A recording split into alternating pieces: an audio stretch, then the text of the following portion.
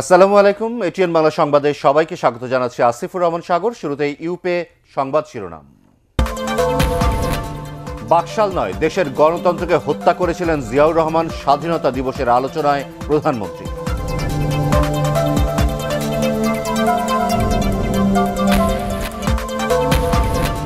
খালেদা জিয়াকে শিগগিরই নেওয়া হচ্ছে কেরানীগঞ্জ কেন্দ্রীয় কারাগারে, জানালেন স্বরাষ্ট্রমন্ত্রী।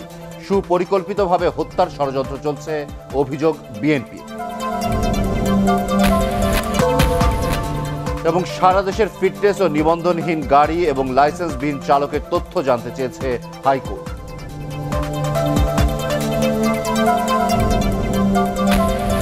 এবারে বিস্তারিত। বাকশাল নয়, দেশের গণতন্ত্রকে জিয়াউর রহমান হত্যা করেছিলেন বলে মনে করেন প্রধানমন্ত্রী শেখ হাসিনা। তিনি বলেন, আওয়ামী লীগই মানুষের মুক্তি এনে দেশকে অর্থনৈতিক মুক্তির পথে এগিয়ে নিয়ে যাচ্ছে। বিকালে রাজধানী বঙ্গবন্ধু আন্তর্জাতিক সম্মেলন কেন্দ্রে স্বাধীনতা দিবসের আলোচনা সভায় তিনি এসব কথা বলেন। নিয়াজ জামান সজীবের রিপোর্ট।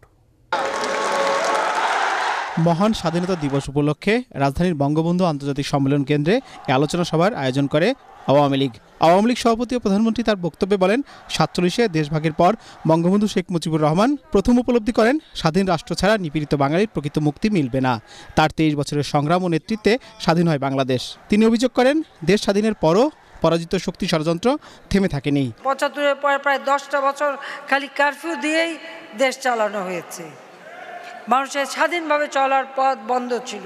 গণতন্ত্র রক্ষার নামে এদের সাথে হাতও মিলায়। তো মার্শাল অর্ডিন্যান্স দিয়ে যারা দেশ চালায়, প্রতি রাতে যেখানে কারফিউ থাকে, যতই রাজনৈতিক দল করতে দিক না কেন, সে দেশে আবার গণতন্ত্র কিভাবে থাকে আর গণতান্ত্রিক ধারাটাই বা চলে কিভাবে, সেটাই হচ্ছে আমার প্রশ্ন। 21 বছর যারা কখনো সরাসরি কখনো সরাসরি না, এভাবে যারা দেশ চালিয়েছে, গণতন্ত্রের বড় কথা বললেও দেশের মানুষ কি পেয়েছিল। প্রধানমন্ত্রী বলেন, ইতিহাস বিকৃতির মাধ্যমে বঙ্গবন্ধুর অবদান মুছে ফেলার জন্য বারবার চেষ্টা করা হয়েছে।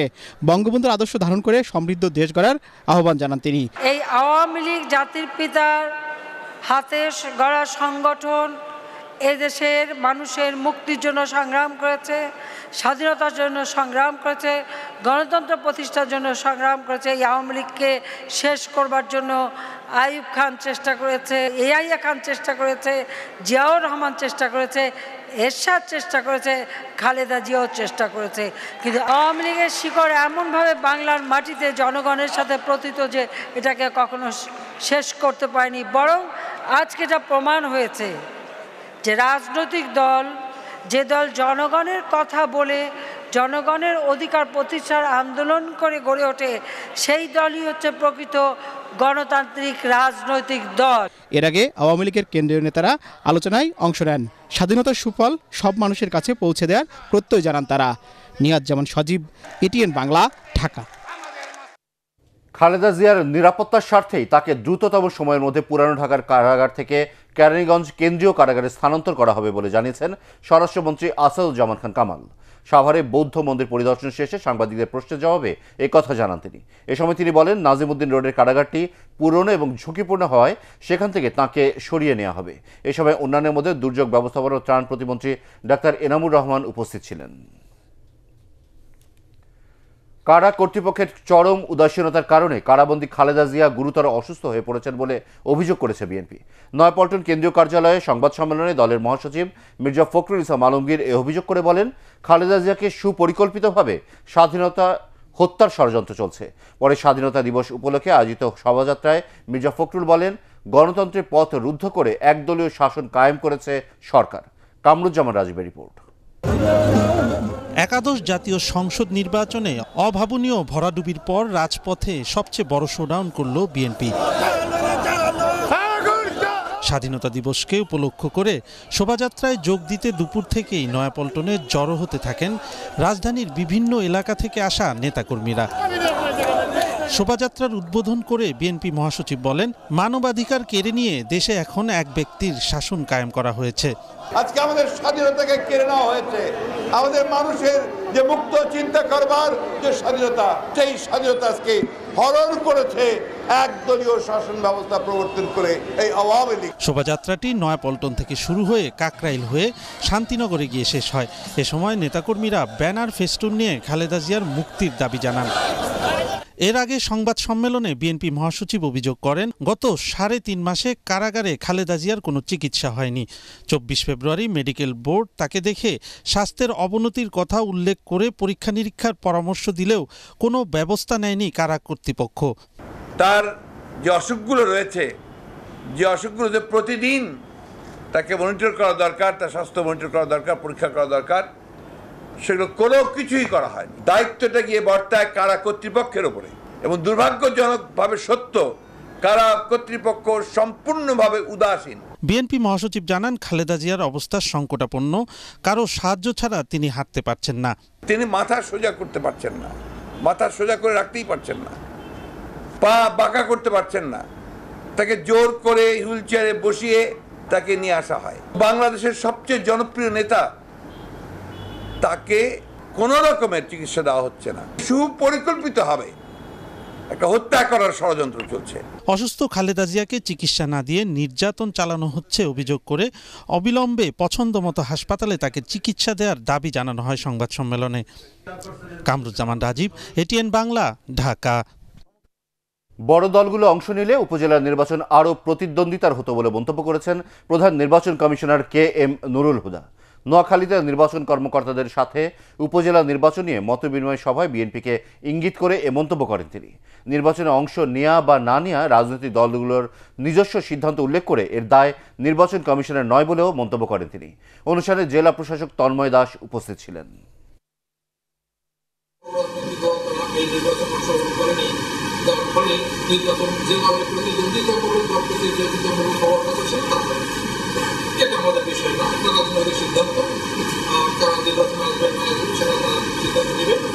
বৈঠক শেষে সাংবাদিকদের এসব কথা জানান কক্সবাজার জেলা প্রশাসক কামাল হোসেন। সারা দেশের ফিটনেস ও নিবন্ধনহীন গাড়ি এবং লাইসেন্সবিহীন চালকের তথ্য জানতে চেয়েছে হাইকোর্ট। বিআরটিএ চেয়ারম্যান, পুলিশ মহাপরিদর্শক, ঢাকার ট্রাফিক পুলিশের উত্তর ও দক্ষিণের ডিসি এবং বিআরটিএ সড়ক নিরাপত্তা বিভাগের পরিচালক মাহবুবী রাব্বানীকে 30 এপ্রিলের মধ্যে এ বিষয়ে প্রতিবেদন দিতে বলা হয়েছে। 30 এপ্রিল আদালতেও যেতে হবে বিআরটিএ কর্মকর্তা রাব্বানীকে। কতগুলো যানবাহনের নিবন্ধন ও চালকের লাইসেন্স নবায়নের জন্য জমা আছে এবং কেন যথাসময়ে নবায়ন করা হচ্ছে না সে বিষয়ে ব্যাখ্যা দিতে হবে তাকে। বিচারপতি নজরুল ইসলাম তালুকদার ও বিচারপতি KM হাফিজুল আলমের দ্বৈত বেঞ্চ অস্বপ্রণোদিত হয়ে রুলসহ এ আদেশ দেয়। ফিটনেস, নিবন্ধনহীন যান চলাচল ও লাইসেন্স ছাড়া যান চালানো বন্ধে বিবাদীদের নিষ্ক্রিয়তা ও ব্যর্থতা কেন বেআইনি ঘোষণা করা হবে না তা জানতে চাওয়া হয়েছে ওই রুলে। রাজধানী ধানমন্ডিতে চালু হলো বিআরটিসির circular bus service. Dhanmondi 27, New Market, Azimpur ও জিগাতলা রুটে সার্কুলার বাস সেবা নামে এই সার্ভিস চালু হয়েছে। নাগরিক নিরাপত্তার পাশাপাশি সড়কের শৃঙ্খলা ফেরাতে শিগগিরই আরও 3টি রুটে এই সার্ভিস চালু করা হবে বলে জানিয়েছেন ঢাকা দক্ষিণ সিটি কর্পোরেশনের মেয়র সাইদ খোকন। বিস্তারিত জানাচ্ছেন শফিকুল ইসলাম শামীম। রাজধানীর ব্যস্ততম এলাকা ধানমন্ডি ও আশপাশের এলাকায় রিকশার চাপ কমাতে এবং সড়কে গণপরিবহনের শৃঙ্খলা ফেরাতে বিআরটিসির চক্রাকার বাস সার্ভিস চালু করা হলো। শীততাপ নিয়ন্ত্রিত ও সাধারণ 2 রকমের বাসই এই রুটে চলবে। ভাড়া হবে দূরত্ব অনুযায়ী 10, 20 ও 30 টাকা। বুধবার কলাবাগান মাঠে এই চক্রাকার বাস সেবার উদ্বোধন করেন ঢাকা দক্ষিণের মেয়র সাইদ খোকন। এ সময় ঢাকা উত্তরের মেয়র আতিকুল ইসলাম এবং ডিএমপি কমিশনার আসাদুজ্জামান মিয়া উপস্থিত ছিলেন। এ সময় ঢাকা দক্ষিণের মেয়র জানান, রাজধানীতে সড়ক দুর্ঘটনা ও যাত্রীদের ভোগান্তি কমাতে বিভিন্ন সেবা সংস্থাকে নিয়ে একযোগে কাজ করছে সিটি কর্পোরেশন।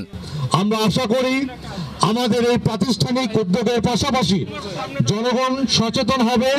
আমরা জনগণের সচেতনতা এবং আমাদের প্রাতিষ্ঠানিক উদ্যোগের সমন্বয়ের মধ্য দিয়ে একটি নিরাপদ ঢাকা আমাদের আগামী প্রজন্মের জন্য এবং আমাদের জন্য নিশ্চিত করতে চাই। একই অনুষ্ঠানে ডিএমপি কমিশনার বলেন, এই সেবা চালুর ফলে সড়কে অযান্ত্রিক যানবাহনের সংখ্যা কমে আসবে।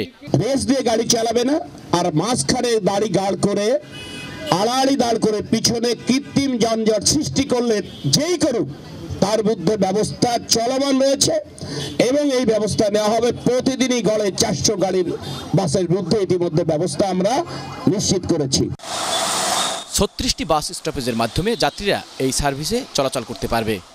এই সার্ভিস চালু হওয়ার মাধ্যমে সড়কের যানজট যেমন কমবে, তেমনি যাত্রী সেবার মান বাড়বে বলেও মনে করছেন সংশ্লিষ্টরা। এই সেবা রাজধানীর বিভিন্ন এলাকায় দ্রুত ছড়িয়ে দেওয়া হবে, এমনটাই প্রত্যাশা নগরবাসীর। শফিকুল ইসলাম শামীম, এটিএন বাংলা, ঢাকা। শিক্ষক নিয়োগের টালবাহানার অভিযোগে 4 শতাধিক শিক্ষা প্রতিষ্ঠানের বিরুদ্ধে ব্যবস্থা নিতে শিক্ষা মন্ত্রণালয় সুপারিশ করেছে বেসরকারি শিক্ষক নিবন্ধন ও প্রত্যয়ন কর্তৃপক্ষ এনটিআরসিএ। এমপিও বাতিল, ম্যানেজিং কমিটি ভেঙে দেয়া, এমনকি দায়ী শিক্ষকের বিরুদ্ধে কঠোর ব্যবস্থা নেওয়ার পক্ষে প্রতিষ্ঠানটি। এটিএন বাংলাকে এসব তথ্য জানিয়েছেন প্রতিষ্ঠানটির চেয়ারম্যান এস.এম. আশফাক হোসেন। মাহবুব কবির চপলের রিপোর্ট। শিক্ষক নিয়োগে অনিয়ম বন্ধ করতে অনলাইন পদ্ধতি চালু করে বেসরকারি শিক্ষক নিবন্ধন ও প্রত্যয়ন কর্তৃপক্ষ এনটিআরসিএ।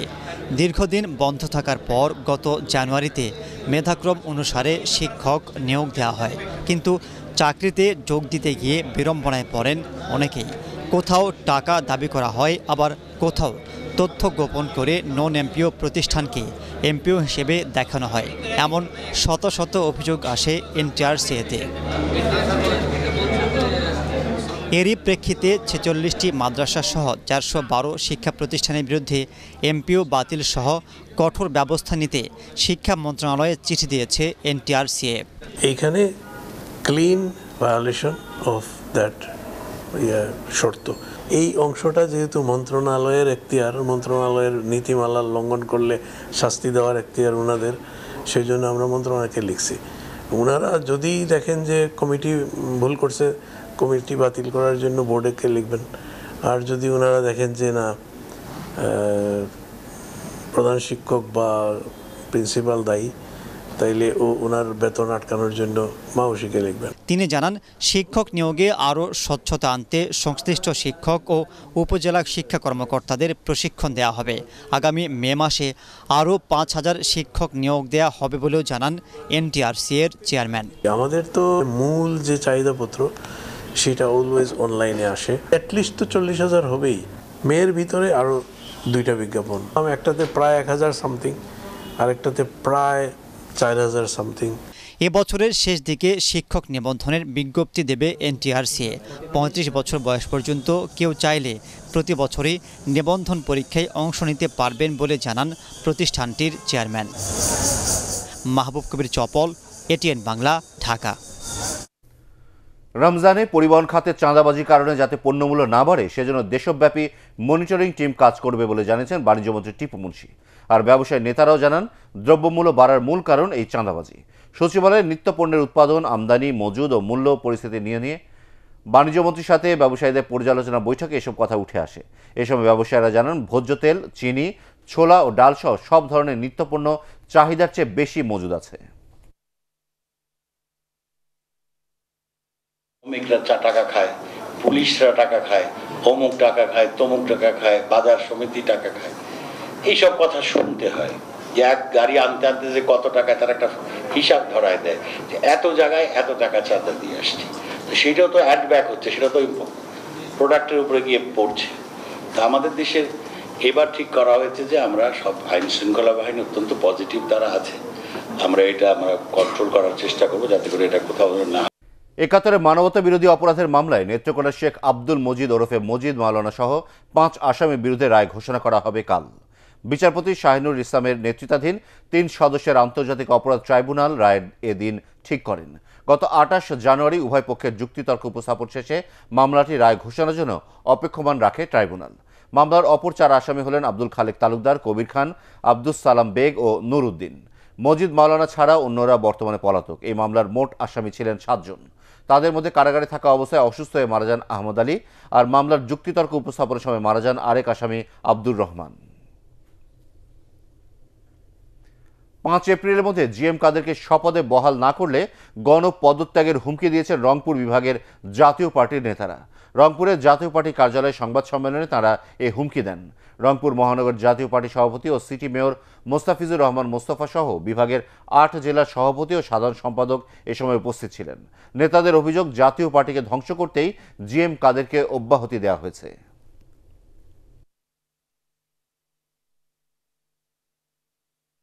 আমাদের এই দাবি মানা না হলে আমরা রংপুর বিভাগে সাংগঠনিক দায়িত্ব থেকে অব্যাহতি দেব।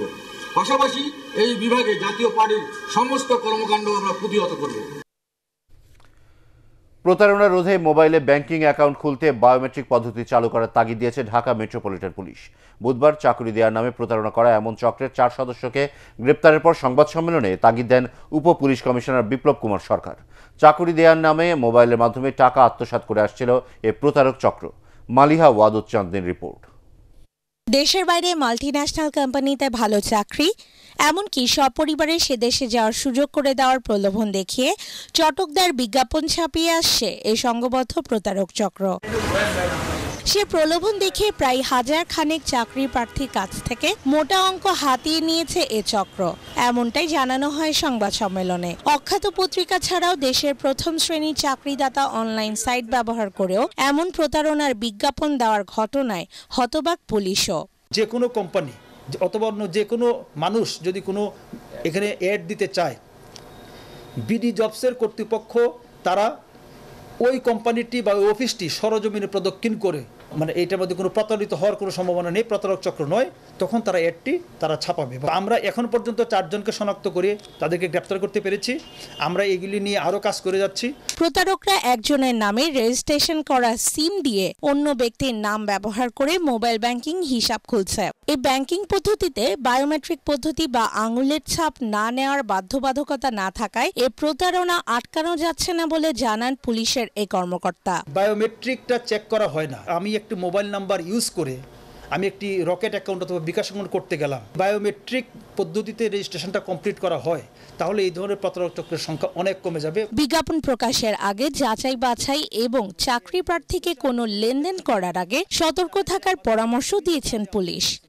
মালিহা ওয়াদুজ্জামানি, ATN বাংলা, ঢাকা। মহান স্বাধীনতা ও জাতীয় দিবস উপলক্ষে তেজগাঁও পুরাতন বিমানবন্দরে শুরু হয়েছে সমরাস্ত্র প্রদর্শনী। মুক্তিযুদ্ধের সময় সেনা, নৌ ও বিমান বাহিনী ব্যবহৃত বিভিন্ন ধরনের অস্ত্র প্রদর্শন করা হচ্ছে সেখানে। নতুন প্রজন্মকে মুক্তিযুদ্ধের চেতনায় উদ্বুদ্ধ করতে এই উদ্যোগ নেওয়া হয়েছে বলে সংবাদ সম্মেলনে জানিয়েছেন ISPR পরিচালক লেফটেন্যান্ট কর্নেল আবদুল্লাহ ইবনে জায়েদ। প্রদর্শনী চলবে 31শে মার্চ পর্যন্ত। সকাল 9টা থেকে বিকেল 5টা পর্যন্ত সবার জন্য উন্মুক্ত থাকবে এই প্রদর্শনী।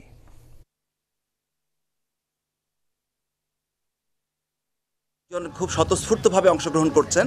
আপনারা যখন বিভিন্ন স্টল সমূহ পরিদর্শন করবেন, মূলত এটা উদ্বোধনী ছিল, স্কুলের বাচ্চারা বেশি এসেছে। সেনাবাহিনীর ব্যাপক সম্প্রসারণের পাশাপাশি সংযোজিত হয়েছে ডিজিটালাইজেশন, বহুবিধ অত্যাধুনিক সরঞ্জামাদি। এসব কিছুরই প্রতিফলন ঘটানো হয়েছে আমাদের এই প্রদর্শনীর স্টলসমূহে। সেনাবাহিনীর পক্ষ থেকে সবাইকে সাদর আমন্ত্রণ জানাচ্ছি আমাদের এই প্রদর্শনী উপভোগ করার জন্য। এবার আল আরাফা ইসলামী ব্যাংক অর্থ সংবাদ।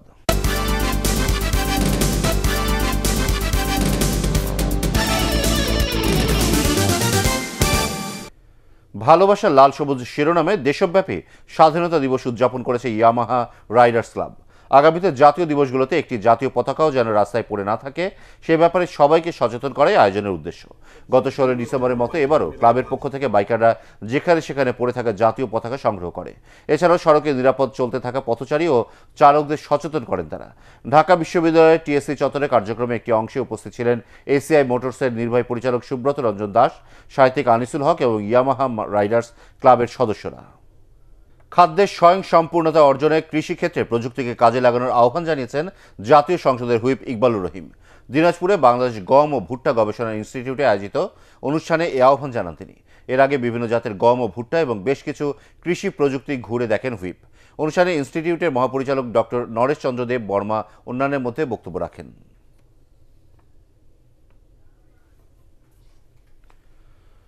দেশ গড়তে সমাজকে মাদক ও জঙ্গিবাদ মুক্ত করতে হবে। এজন্য এ দুটি থেকে সন্তানকে দূরে রাখতে অভিভাবকদের আহ্বান জানিয়েছেন পুলিশের মহাপরিদর্শক ডক্টর জাভেদ পাটোয়ারি। বঙ্গবন্ধুর 99তম জন্মবার্ষিকী ও জাতীয় শিশু দিবস উপলক্ষে রাজারবাগ পুলিশ মিলনায়তনে আলোচনা ও পুরস্কার বিতরণ অনুষ্ঠানে তিনি এসব কথা বলেন। বাংলাদেশ পুলিশ মুক্তিযুদ্ধ জাদুঘরের উদ্যোগে আয়োজিত এ অনুষ্ঠানে বাংলা একাডেমির মহাপরিচালক শিশু একাডেমির সভাপতি কথাসাহিত্যিক সেলিনা হোসেন, প্রয়াত সাবেক সহ IGP MA খালেকের স্ত্রী সেলিনা খালেক এবং অতিরিক্ত IGP HR শফিকুল ইসলাম বক্তব্য রাখেন। পরে বিজয়ী শিশু কিশোরদের মাঝে পুরস্কার বিতরণ করা হয়। মহান স্বাধীনতা দিবস উপলক্ষে সুবিধা বঞ্চিতদের মাঝে খাবার বিতরণের আয়োজন করে স্বাধীন বাংলা সাংস্কৃতিক জোট। সন্ধ্যায় FDC গেট ও এর আশপাশের এলাকায় রাত যাপনকারী দরিদ্রদের মাঝে এ খাবার বিতরণ করা হয়। আওয়ামী লীগের উপদেষ্টা মণ্ডলীর সদস্য মুকুল বোস কার্যক্রমের উদ্বোধন করেন। সংগঠনের সভাপতি হাবিব খান ও সাধারণ সম্পাদক এম শাহিন এ সময় উপস্থিত ছিলেন। তারা জানান, আগামীকাল দুপুরে রাজশাহীর সরের হাট কল্যাণী শিশু সদন ও বৃদ্ধাশ্রমে এতিম ও অসহায়দের খাবার দেওয়া হবে। রাজধানীর খিলগাঁও এলাকা থেকে মানব পাচার চক্রের 2 জনকে গ্রেপ্তার করেছে র্যাব। উদ্ধার করা হয়েছে 4 রোহিঙ্গা নারীকে। এছাড়াও পাচারকারীদের কাছ থেকে বিপুল পরিমাণ পাসপোর্ট, ভুয়া জন্ম নিবন্ধন কপি ও জাল কাগজপত্র তৈরিতে ব্যবহার করা কম্পিউটার জব্দ করেছে র্যাব। কারওয়ান বাজারের মিডিয়া সেন্টারে সংবাদ সম্মেলনে এসব তথ্য জানান র্যাব পরিচালক লেফটেন্যান্ট কর্নেল ইমরানুল ইসলাম। তিনি জানান, উদ্ধার হওয়া 4 নারীকে কক্সবাজারের শরণার্থী ক্যাম্পে পাঠানোর ব্যবস্থা নেওয়া হয়েছে। এবার স্ট্যান্ডার্ড ব্যাংক বাণিজ্য সংবাদ।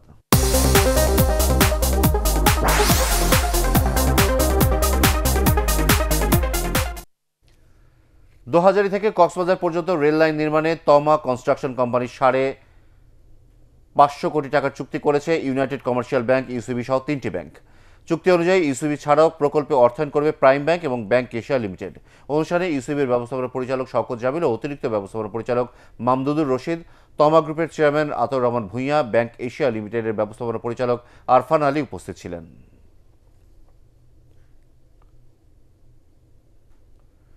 রাজধানীর শান্তিনগরে উদ্বোধন করা হয়েছে ওয়ান ব্যাংকের 100তম শাখা। ফিতা কেটে শাখার উদ্বোধন করেন ব্যাংকের পরিচালনা পর্ষদের চেয়ারম্যান সাইদ এইচ চৌধুরী। আধুনিক ও প্রগতিশীল ব্যাংকিং প্রতিষ্ঠান হিসেবে ওয়ান ব্যাংক গ্রাহকদের প্রত্যাশা পূরণে সচেষ্ট বলে জানান তিনি। উদ্বোধনী অনুষ্ঠানে অন্যান্যের মধ্যে আরও উপস্থিত ছিলেন ব্যাংকের পরিচালক কাজী রুকুনউদ্দিন আহমদ, শওকত জামান এবং ব্যবস্থাপনা পরিচালক এম ফখরুল আলম।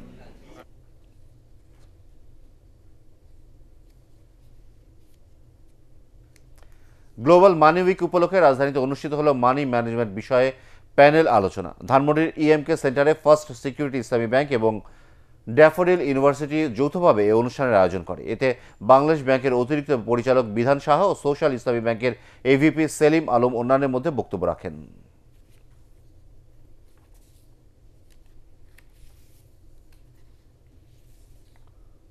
এবার পার্টেক্স খেলার খবর।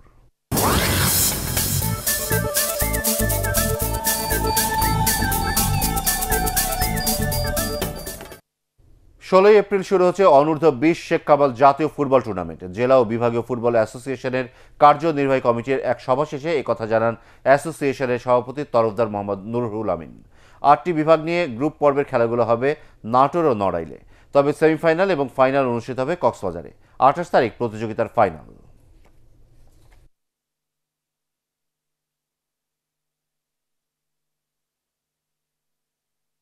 আটটা বিভাগ থেকে আর মানে 148 জন যে প্লেয়ার আসছে 18 জন করে, সেখান থেকে আমরা 50 জন প্লেয়ারকে মানে বেস্ট 50 আমরা সিলেকশন করে আমরা একটা ভেন্যু ঠিক করবো এই 8টা বিভাগের মধ্যে।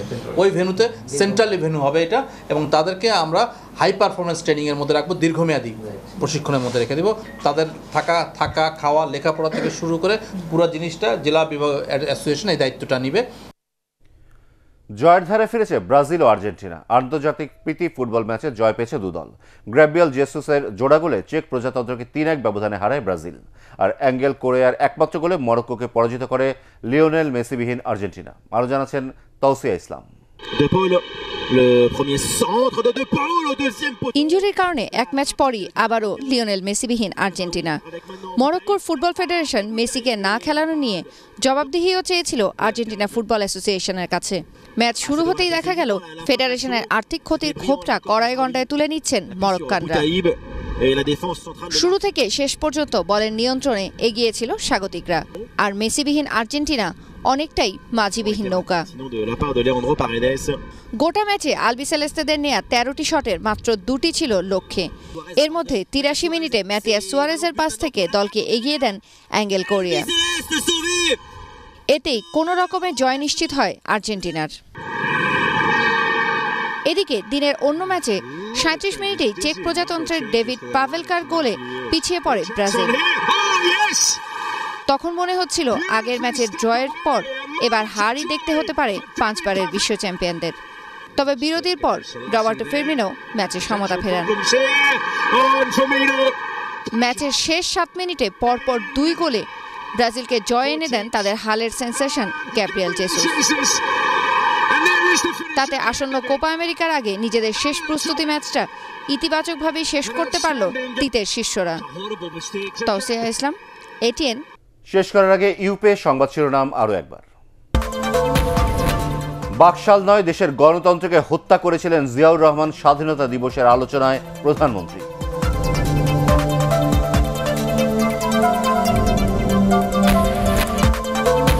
খালেদা জিয়াকে শিগগিরই নেওয়া হচ্ছে কেরানীগঞ্জের কেন্দ্রীয় কারাগারে, জানালেন স্বরাষ্ট্রমন্ত্রী। সুপরিকল্পিতভাবে হত্যার ষড়যন্ত্র চলছে, অভিযোগ বিএনপি।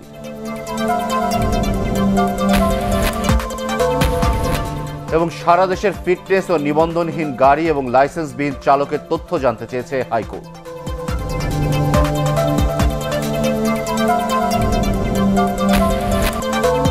পরবর্তী সংবাদ দেখার আমন্ত্রণ জানিয়ে এখনকার মতো শেষ করছি। এটিএন বাংলা সংবাদ ইউটিউবে দেখতে ব্রাউজ করুন www.youtube.com/ATNTubeNews। সাবস্ক্রাইব করে থাকুন এটিএন বাংলার সাথে।